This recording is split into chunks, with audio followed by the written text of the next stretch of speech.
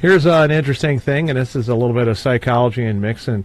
Are you more likely to become possessed if your intelligence is down closer to Forrest Gump? For example. I can't believe somebody actually asked that. That's so rude and mean. No, What's wrong with people? it was like, does intelligence play a role in possession? Somebody actually asked that. Did you want to start on that one, Farah? That's terrible.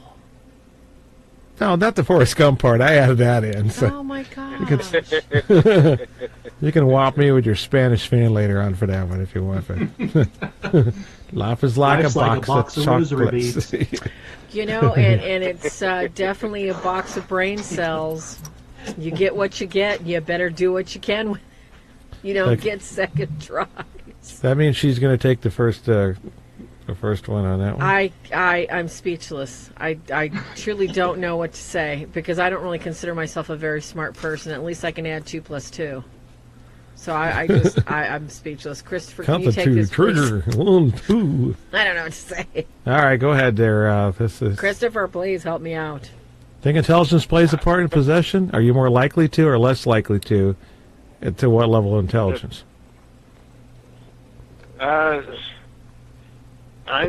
don't think it really matters because I don't think, God's not partial, and I don't think the devil is either. So, he'll strike at anyone if he thinks he can strike at God through you. So, on that, I would say I don't think intelligence has any bearing because even the slowest witted person can still have a very good prayer life and defend themselves, just like the highest genius can. Unfortunately, I think, the little caveat there is with kind of a higher intelligence tends to also go the danger of maybe some pride or arrogance, which would open you probably to being more susceptible than someone with lower intelligence that's pretty okay with their life. Mm-hmm. Good point. Yeah, that goes on the side when the smarter you are, the more you get like the guy from Pinky and the Brain old cartoon. Yeah, a little overconfident, over pride. You're likely to be more possessed because of that. So so intelligence and excuse me, it's like intelligence. Is that spelled with 2 L's or one? It's spelled UFO. I don't want the anagram for it. So excuse me if it isn't spelled with 1 L. Oh, come on. Let Christopher, let's let Mike. Go ahead, Mike. Mikey likes cereal. Let him chew on Take this a crack bit. at it. I think, again, it's back to free will. And I'm just wondering if somebody has some physical, mental issues that, God's angels are going to protect them more, for making these subjugations or something and maybe push them away from it or supernaturally protect them. But I think with an intelligent person, more likely, because they're more on drawing to greed and being sucked in through reason and logic to do something more devious or diabolical. Mm-hmm. Exactly. That's good. Hey, Deb, what do you think about that one? That one hits home. Yeah, I don't think it has anything to do with intelligence at all. Mm-hmm. I believe that it's the innocent are afflicted as well. Mm-hmm. You don't have to have a high degree in that. As long as you're innocent or you're just reaching puberty, you're innocent. So that's what the devil wants. He wants the pure and innocent. That's true. Anytime he can get that, he'll go for that first. That's his prize. Exactly. Mm-hmm. Yeah. Good point. Yeah, you're going to... Okay, let's go back to the age of reason, assuming the person has been baptized and everything like that. So God has this kind of cosmic law, or as Father Chad calls it, natural law. That might be more of a philosophical word for it, Aquinas used, but that when you do the... look at a child, and that some of the people who might have really low intelligence or that could be, mentally handicapped, can be like a child, right? So we have to rely on the adults, not us, but the adults are more relied upon, the guardians, especially the parents who are responsible for them, to protect their spirit and their mind and their bodies and everything else. I guess it's some threshold of low intelligence. When they get like a child, I think it's more on the parents who have to protect them, and they have that burden. Right. So if they become a certain way, it's because they're a victim of neglect. Just because they're older Right. and they have a man's body or a woman's body, doesn't mean they don't have a childlike mind.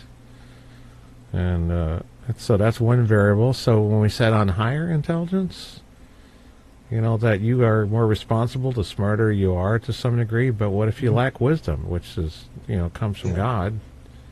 Then you don't applicably apply intelligence. And I don't want to offend anybody out there, but I think that applies to Stephen Hawking. You think he's so brilliant, he normally went on like a pot smoker does, when he's sitting around a campfire, about his theories that he went to hell an atheist. He was represented, more by his, his. I don't know. I think you're a fool. I don't care if you're a scientist or not. You can't find an equation or whatever that proves God. Well, the mathematicians prove that there is a God. They said this stuff is not.